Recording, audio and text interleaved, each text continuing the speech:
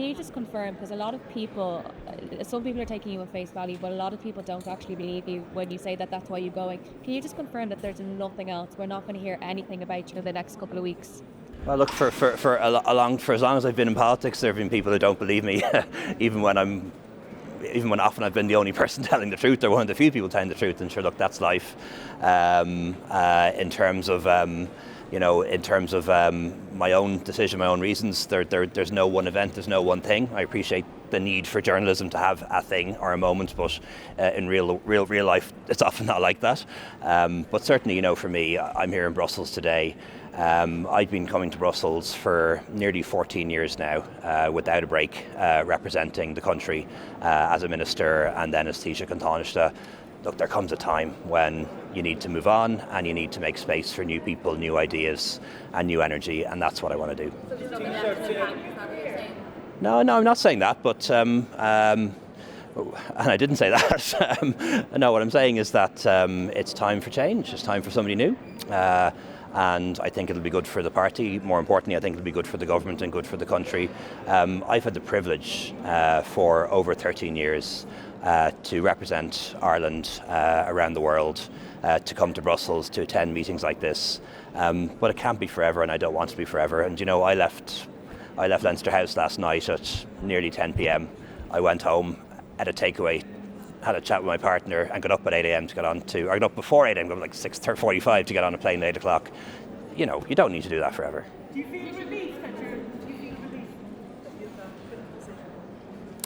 that Yeah, look, I don't know. It hasn't sunk in yet, to be honest. Like I say, I left Parliament buildings last night, left government buildings last night, 9:30, 10 o'clock, went home, quick takeaway, had a chat with my partner, read my brief for this morning, was on a flight at 8 a.m. It hasn't sunk in yet, but it will sink in. Did the referendum result have any impact on your decision-making? Not really, but again, I absolutely understand the need for journalists to have a thing or a moment that explains everything.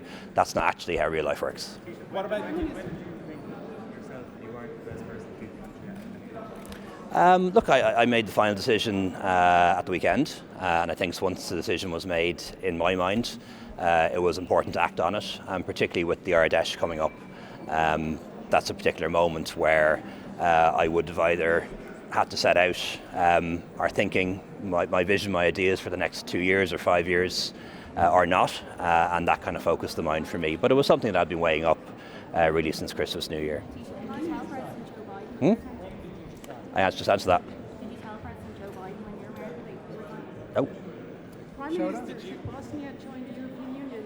I think it should, and I hope we'll be able to confirm today that we're going to essentially open candidate status and negotiations with Bosnia. I can't recall exactly where we are in that process, but I hope we'll be able to move to the next step. It'll be a difficult accession because of the internal governance difficulties in Bosnia, but I think we have to have a European pathway for them. Did the toxicity in politics that Kieran Cannon pointed out the other day have an impact on your decision to step down as well? And will you be contesting the next general election? Look, I've always understood in politics that when you stick a picture of yourself up on lampposts, when you knock on people's doors unannounced, when you take stands on things, that you're going to be subject to a certain level of abuse, and toxicity is a term people like to use. That has increased. It's certainly amplified over the past 5-10 years, not just because of social media, by the way, also because of a lot of cynicism in mainstream media as well, which I think needs to be talked about too. But it wasn't a major factor for me. I have a thick skin. Are you going to run again?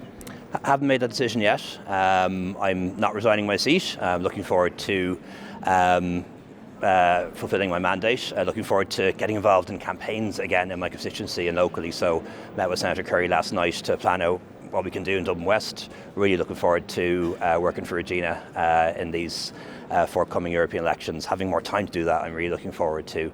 But I'll make that decision over the next few months.